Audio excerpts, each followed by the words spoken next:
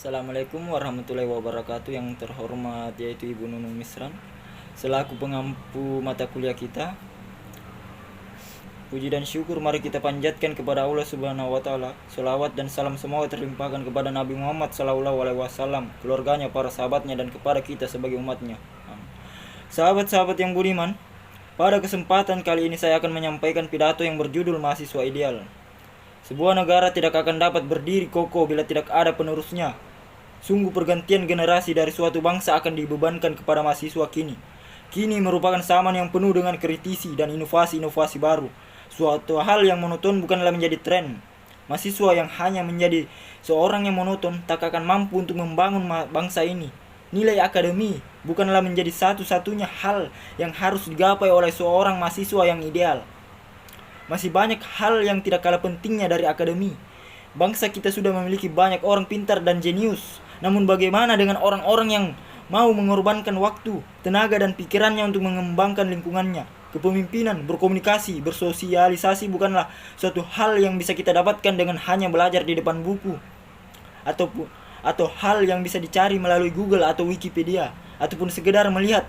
Namun itu semua merupakan skill yang hanya bisa dapat dengan langsung terjun di masyarakat, belajar membaca lingkungan, meruncingkan kepekaan, melihat situasi, dan banyak hal lagi. Seorang mahasiswa juga dituntut kreatif, namun bukan berarti kreatif tanpa dasar. Sahabat-sahabat yang dimuliakan Allah, sampai sekarang bahkan sudah banyak mahasiswa yang dikata ideal, tapi masih sangat sedikit bila dibandingkan jumlah mahasiswa itu sendiri. Banyak mahasiswa yang hebat dan kuat untuk menjalankan suatu hal pada suatu bidang, namun tak banyak dari mereka yang mau bekerja satu. Tujuan mereka satu, jalannya juga hanya satu. Cara yang tempuh juga satu, namun mengapa mereka hanya bergerak satu-satu? 2 akan lebih baik dari 1, 4 akan lebih baik dari 2, 8 akan lebih baik dari 4, dan rule itu akan selalu benar untuk banyak hal. Mahasiswa yang mau bekerja samalah yang dibutuhkan untuk lingkungannya. Sahabat-sahabat yang budiman, tidaklah susah untuk membangun semua sikap itu. Ini bukan zaman batu ataupun zaman es. Ini merupakan zaman modern yang segala hal bisa didapat menjadi mudah. Ikut serta dalam keorganisasian merupakan salah satu cara termudah untuk menumbuhkan sikap itu semua. Tuntutan akan akademis yang tinggi seharusnya tidak menutup gerbang keorganisasian.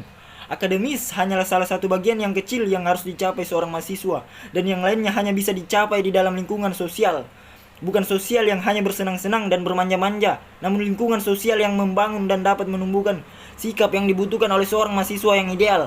Karena sebuah kontribusi tidak akan terlihat besar bila tidak ada badan atau organisasi yang bersamanya. Dengan bersama-sama maka kontribusi akan sangat berpengaruh. Ya, itulah pidato saya tadi yang bertemakan mahasiswa ideal. Demikian kiranya yang bisa saya sampaikan. Kurang lebihnya saya mohon maaf jika ada salah satu kata yang terucap, dan atas perhatiannya saya ucapkan terima kasih yang sebesar-besarnya. Demikian kiranya, dan akhir kata saya haturkan terima kasih. Wassalamualaikum warahmatullahi wabarakatuh.